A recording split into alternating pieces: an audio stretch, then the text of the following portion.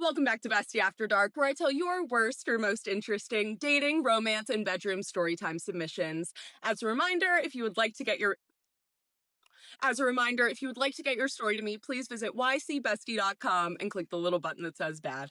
Story number 1 for today is titled Leeches. Y'all, this might sound so vanilla to most of you until you start using your imagination. I really like the feeling of neck kisses. I'm talking about the feeling like when leeches are about to suck you down to your very last drop. A literal vampire, if you will. None of the feet shit, though. Period. Bad bitches against feet freaks. Also feathers. Have y'all ever had a man wisp some feathers down through your chest and onto your unmentionables? Tease play, in all honesty, is just top tier, and I'm scared to even add this one, but knife play. It sounds like some Wattpad business, but trust, it can be very exciting. Okay. Period. Y'all, somebody go excite that lady, not me, because that sounds scary. Okay. The next story is titled The Vinegar, the Vacancy, the Villain. A Lesson in Love Bombing. Period. I spent less than a year with a guy who was a master of the I got it together facade, but the reality was actually a low-budget disaster. From the very get-go, he was all in. He told me he loved me before we were even officially dating and started pressuring me to move in with him almost immediately. I don't like that. I don't like that at all. It felt like a whirlwind romance, but it was just a trap to try and get me invested before all of the masks started falling. He loved playing the victim, telling me how he picked up a pew-pew charge for accidentally leaving it under a hotel bed on his proposal trip with his ex-fiancée.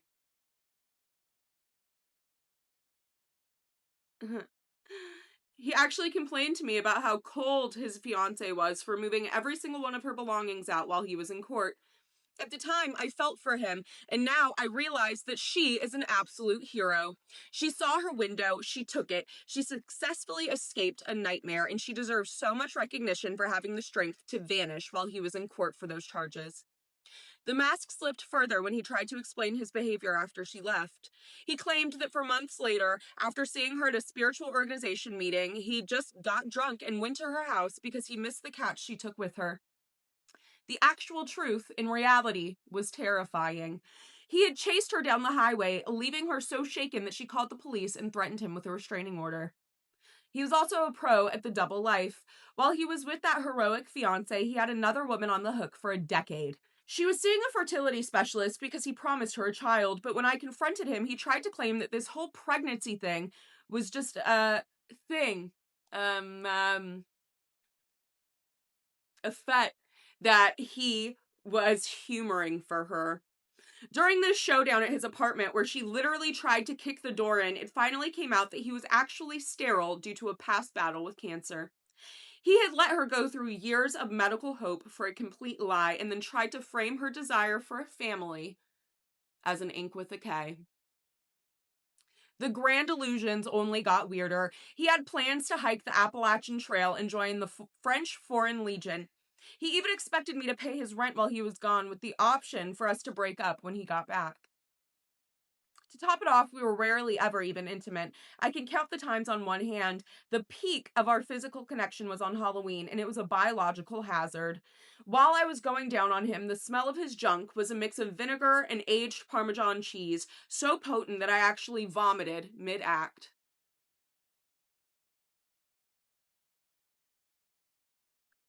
He was so delusional and self-absorbed, he claimed that he finished 3 times, totally unaware I was actually throwing up. Between this lack of intimacy, the hygiene, and his bizarre fets for farts and for bubbles, I realized I was living in a nightmare. Bubbles? What do you mean, bubbles? What did bubbles do? Bubbles?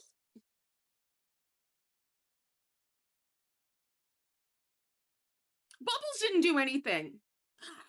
Disgusting. I realized I was living a nightmare. The moral of the story, if a man says I love you before becoming official, stalks his exes, lies about his fertility, and expects you to be his landlord while he plays in the wild, trust your nose. The mask always slips. Usually just smells a lot worse than you expected. Damn. Damn, damn, damn. Damn. Damn. Damn. This next story is titled Butt Cheeks. It says, I pray to the gods that you see this fucking story. Like 9 years ago, I break up with my boyfriend. We'll call him Michael. After we broke up, we hooked up for a bit afterwards. One day, he came over to my house for a sleepover. We were just laying together on my bed in the morning. I'm the little spoon. He's the big spoon. I don't have any bottoms on, just a long t-shirt. He starts to kind of kiss me on the back of my neck and rub me down, which was fine. But then I feel his wiener between my butt cheeks. And I'm like, I know that he's not about to try to stick it in my ass. But then he starts to like kind of fuck my cheeks. Like there's no other way to describe it. He's just dry humping my ass cheeks. And I'm like confused. I'm trying to figure out what the hell he's doing, and after not long, he literally fucking busts. Now I'm like, I know that he didn't just rub his weenie against my ass cheeks to the point of the big O. When he hits me with, I can't believe you let me just do that? Intrigued, I say, let you do what? To which he replies, let me put it in your back door. Bestie, this dude not only fucked literally my cheeks, but then he really thought that he actually did something. And I'm so unfiltered. I just start laughing right in his fucking face. I'm like, no the fuck I did not. You actually just rubbed your wee-wee in between my booty cheeks. Then, this motherfucker had the audacity to say, so you didn't finish? I thought you did.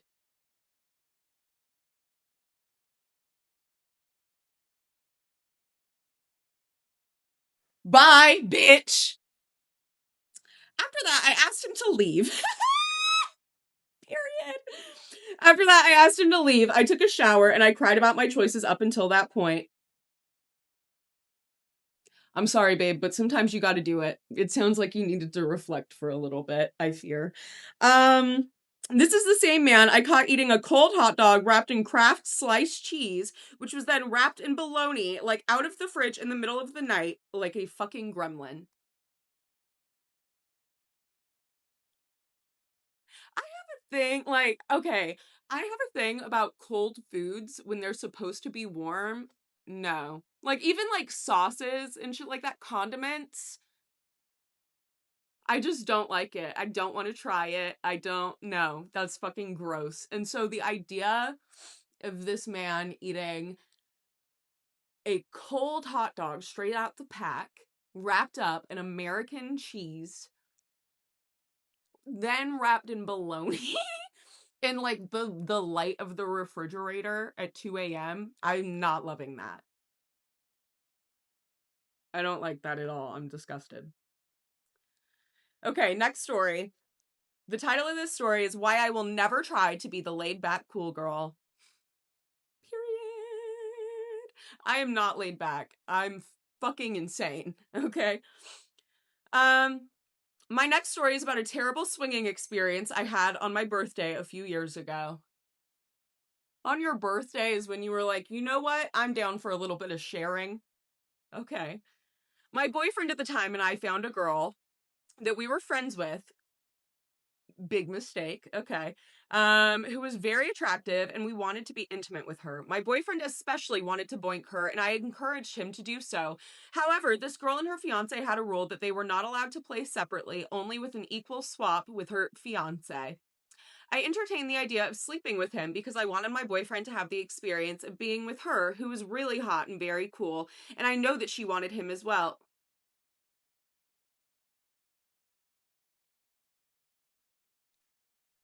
Y'all are on some fucking other shit. And I'm just gonna say that. More power to you, but couldn't be me.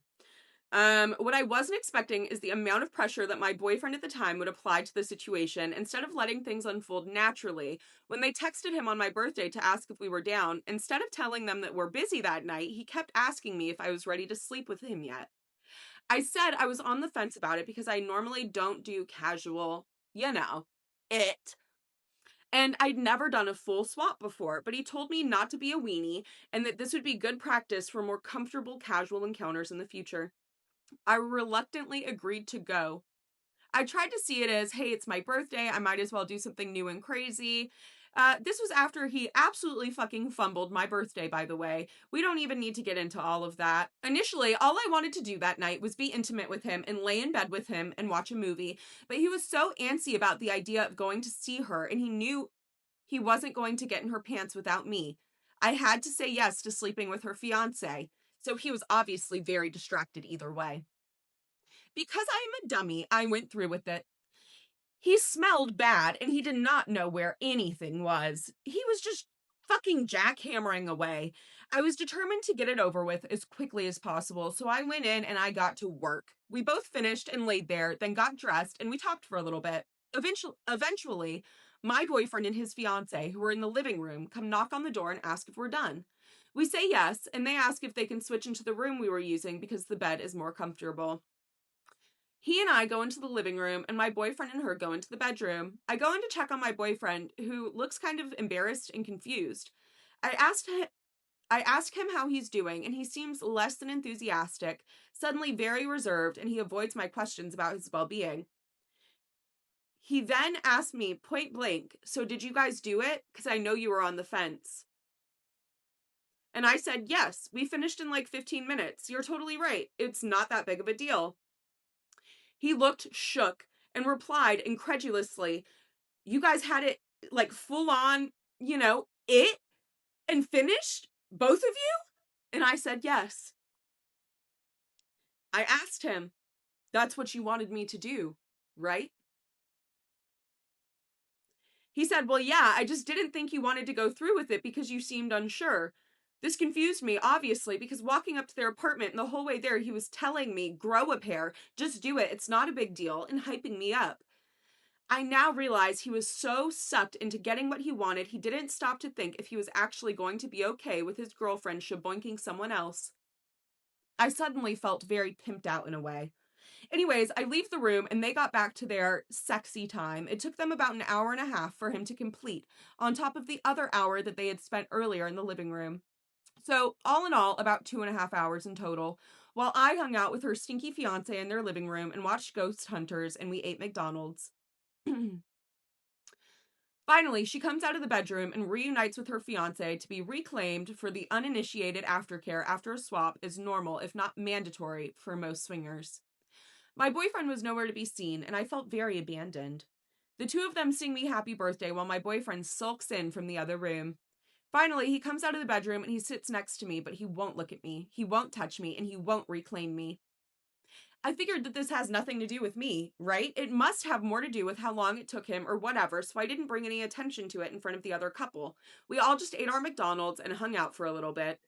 The whole time, the two of them were cuddling and kissing and super happy to be with each other. I felt very left out and vulnerable, and I kept actively trying to get attention from my boyfriend. I felt very left out and vulnerable, and I kept trying to actively get attention from my boyfriend to the point that the other girl noticed and had me lay on the floor with her so we could cuddle to bring me some comfort because she could tell I was feeling very insecure while the boys talked about video games. Finally, we leave. My boyfriend is dead silent. I'm determined to act like I'm in a good mood in order to get through this situation and go home without any arguments. I was trying to remind myself that I'd done nothing wrong, and as we get in the car, I ask him, as sweetly as I can, for aftercare. He gets upset with me because he has work early in the morning and didn't intend for this to take as long as it did and refuses to make time for aftercare. I start crying and I told him that all I wanted was a hug, and then he gets genuinely upset with me when I told him all I want is for you to hold my hand and make me feel like I didn't do something wrong or like you would still want me after this because you literally asked me to do this and now you're treating me like I did something wrong. He basically throws a tantrum on the way home because he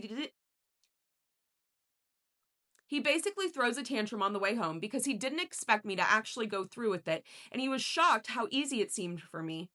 He dropped me off at my house, and I went inside totally numb. His birthday was a week later, and I had already spent $300 to make it special on him.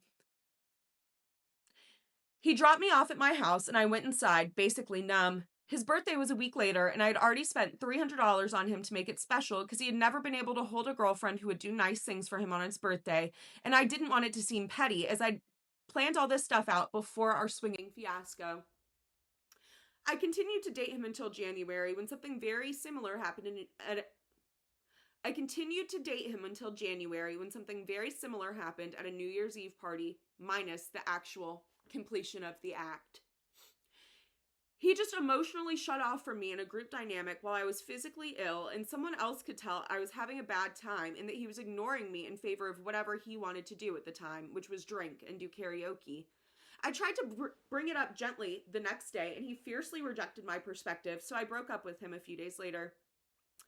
The girl who was initially involved with the situation told me that during their hookup with my boyfriend, after that point, swap restriction... Faye later told me that during their hookups, he was never once able to make her finish, and she just faked it every time. Damn. What's the point of swapping if he sucked? That's crazy.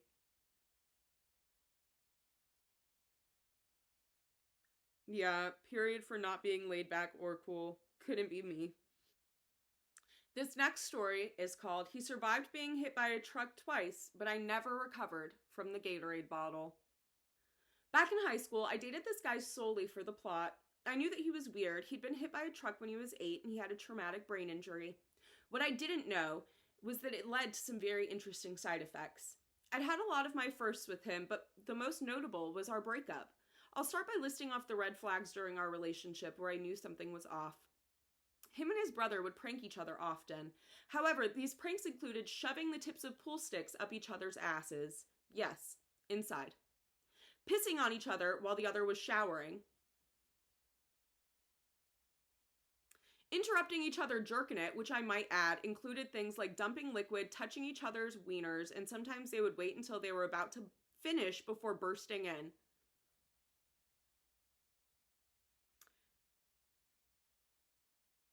Because of this, he had dysfunction downstairs at 17 years old. Apparently, old boy had a thing for humiliation, but no, not for himself. We dated for around 6 months, and he was just about as weird of a guy as you could expect. Imagine Oliver Tree. Very brooding, wrote poetry, sort of depressed. He had a niche music taste that he considered to be better than everyone else's. Think of the worst performative male you know. The breaking point of our relationship was simple. I wanted to tell you 2 different stories. One story involved us getting down to the deed. His entire friend group, little brother and all, bursted through the door. When the lights came on, we found that I had just started my time of the month. There was blood everywhere on the sheets, on our bodies. He laughs and says, "Sick," and he rubs my cooter like he was gutting a pumpkin and wipes it down the wall that was painted white.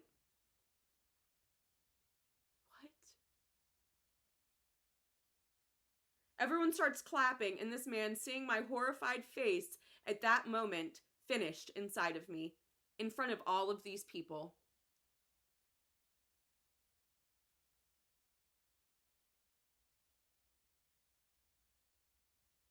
The last straw, though, was the Gatorade bottle.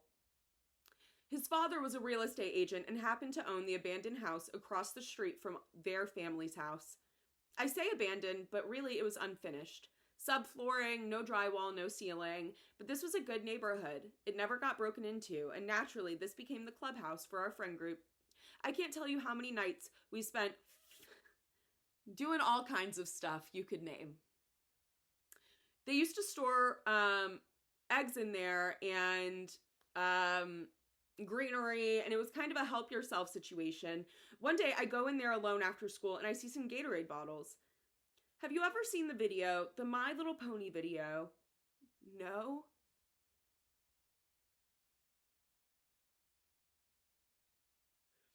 There are several Gatorade bottles with some poop, some piss, and some other stuff. At the time, I chalked it up to boys being boys, but it gets worse. Not only was there a video of my boyfriend chugging a drink out of the weenie juice Gatorade bottle,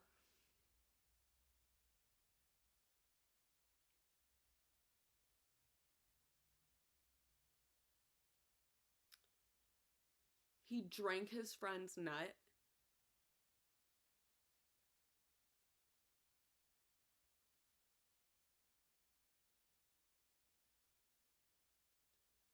Not only was there a video of my boyfriend chugging a drink out of the nut Gatorade bottle, there were texts from a group chat that were shown to me by the only decent guy in their friend group where they had planned to take all of these bottles and dump them on me the next time that we were doing it. I never saw him again.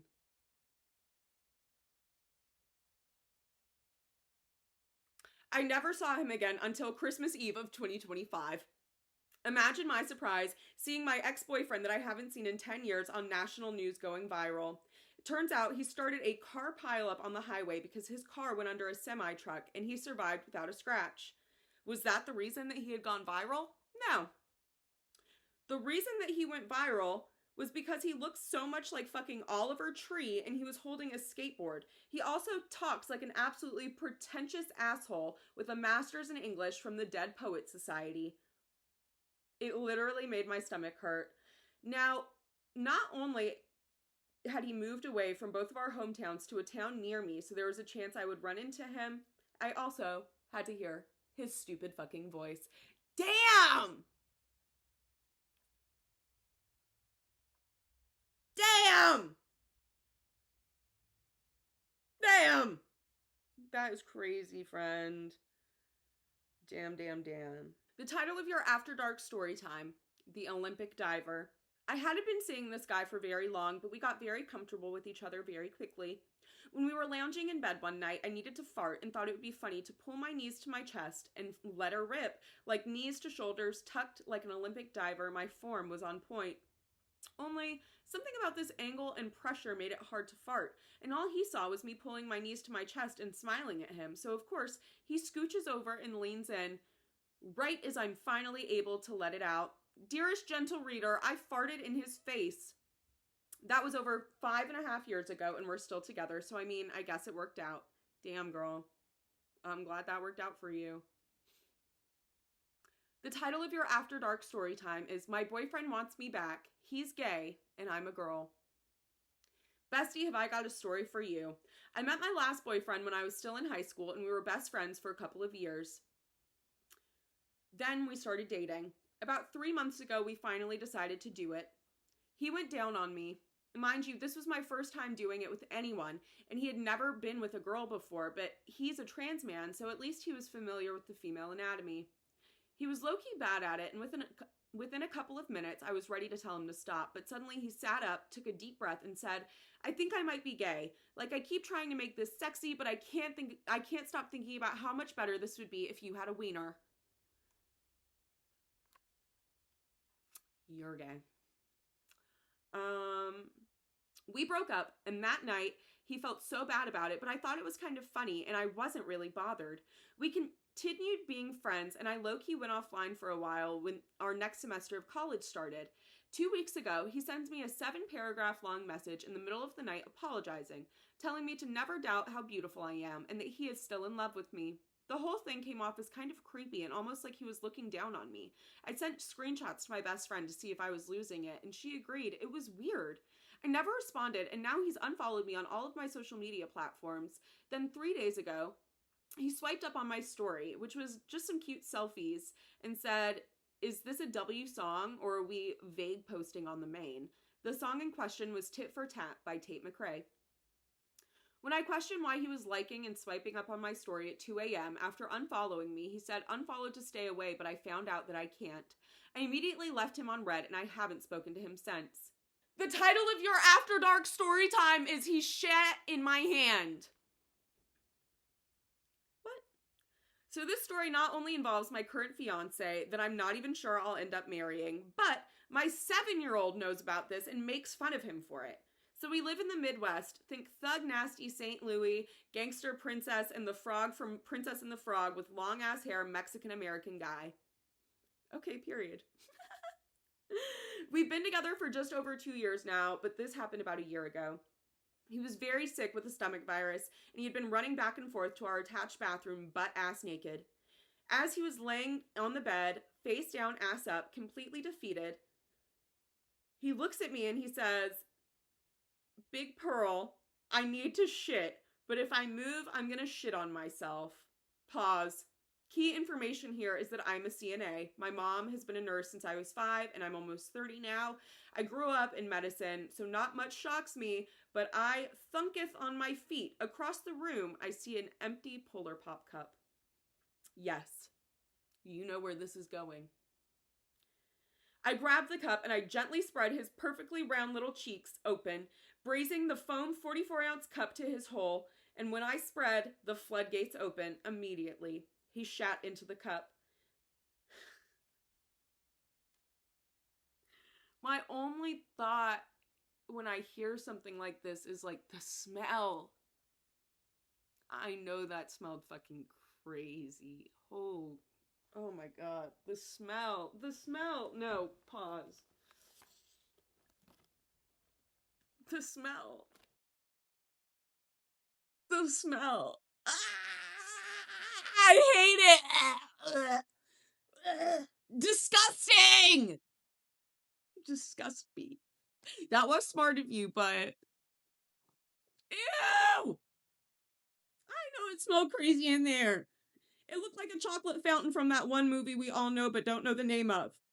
I told him to get it all out, and then I grabbed a baby wipe. To get it all out is crazy! And then you wiped his ass with a baby wipe! Now listen, I need you to know, right? I used to be dumb. I've done a lot of dumb shit for a man. Have not wiped one of their asses with a wet wipe. Or with anything. None of the above. What the fuck? But fast forward 6 months, and after it happened, my son overhears us talking about the incident, and now anytime he's upset with his stepdad, I hear him talking shit about him under his breath about how he needed his mom's help to shit into a cup, and then he doesn't need advice from someone who can't hold their own asshole together.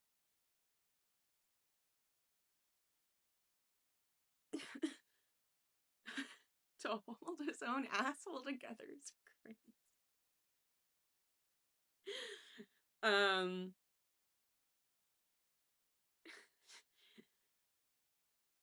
that's insane.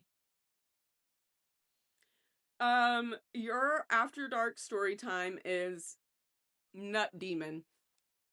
My friend once dated this man-child who had a whole secret life, like Hannah Montana, maybe Dr. Jekyll and Mr. Hyde. It just depends on your perspective. She was giving him head one time and had to come up for air as he was about to bust. His response, just don't breathe.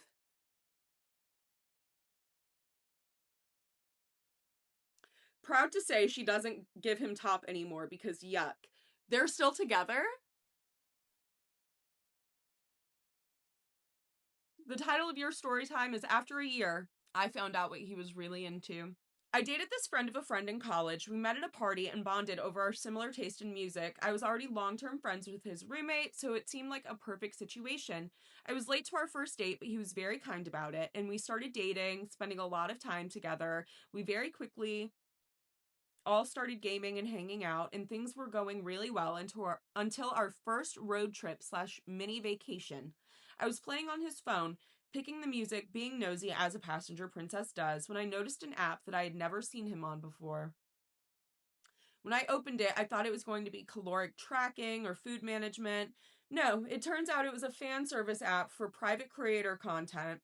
And when I opened it, I was shocked to find vor and feet and giantess content, all that he had paid for since we had been dating for the past year. And he had never let on anything other than being overly eager to massage me all the way down to my feet.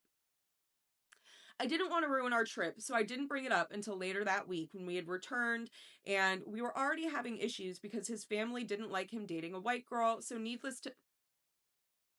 Hold on. This wasn't a white man? I'm sorry. I know that that was rude. But vor is so specific. Giantess vor is so specific. Listen, I had an SPH client one time that had a super tiny micro. Non-white. I had a few non-white, but I only had one black client. And he was a menace. Like, easily one of my worst clients, interestingly. So, I'm not surprised, but I am. So needless to say, our demise was pretty imminent. How can I compare to a 10-foot tall woman? I'll never know. I don't think how I would be able to fully meet his needs, seeing as I was shorter and smaller than him. He was a great guy, but between the feet and the vor, it just wasn't for me. The title of your story time is Too Far, Maybe. I found out my ex cheated on me, so I stayed to get revenge. A guy that my boyfriend hated because the guy tried to talk to his previous girlfriend had been texting me on Instagram for 3 years. We had tons of mutuals. I just wasn't the type to link with people off of social media. Well, I thought I wasn't until I did. Period. My boyfriend had to babysit his kid, so I went out with this guy and said that I was with my friends. I fucked the shit out of him, the life out of him. We showed each other our my charts and we ended up going in raw. Both of us had been tested within the last 2 weeks, and he finished in me. I woke up a few hours later and I went home while Op Boy was asleep.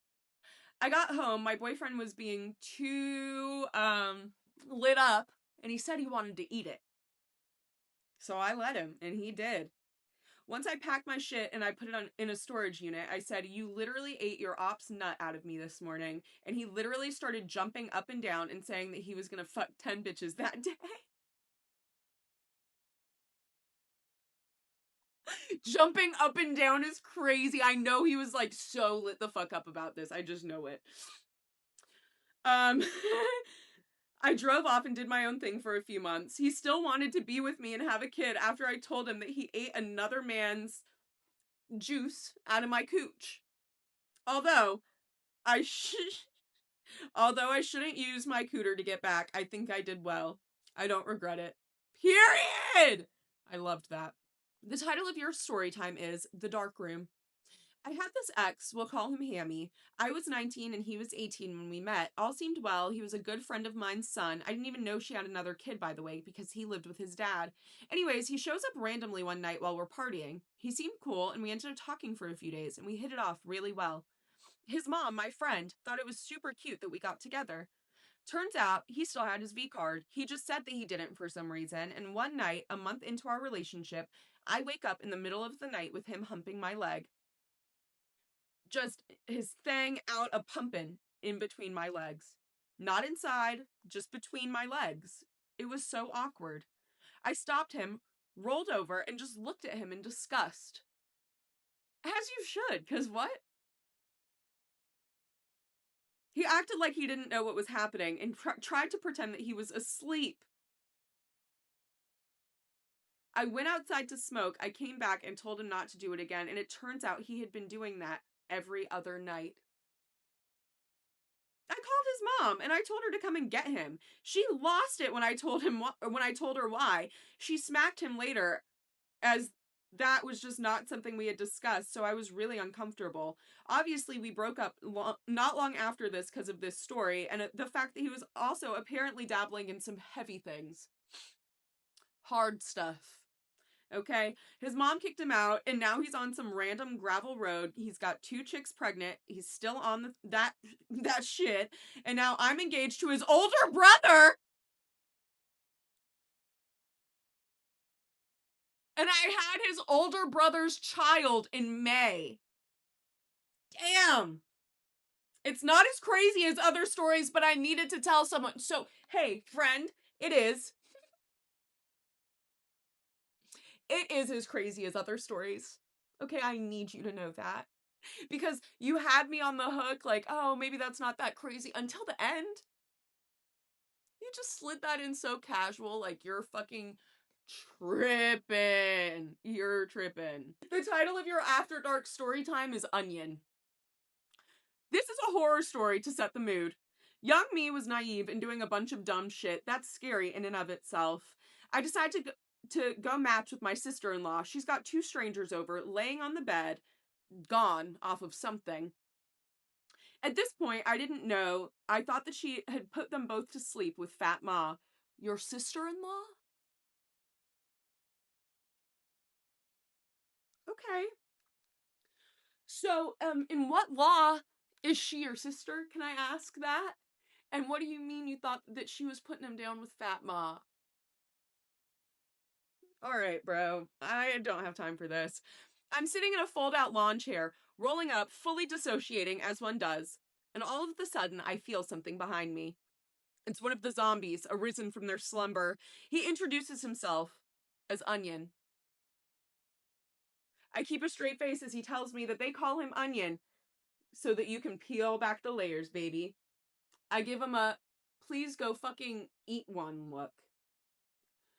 I go back to rolling. All of a sudden, there's an ominous shadow rising over my shoulder. It's like Godzilla himself. Onion has taken his breastfed toddler leg wiener out to display to me.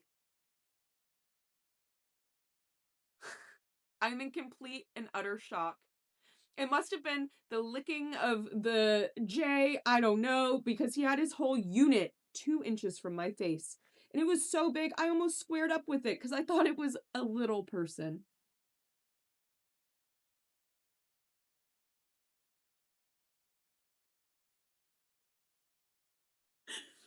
I flip out, and the only thing he says is, sorry, them 30s got a hold of me.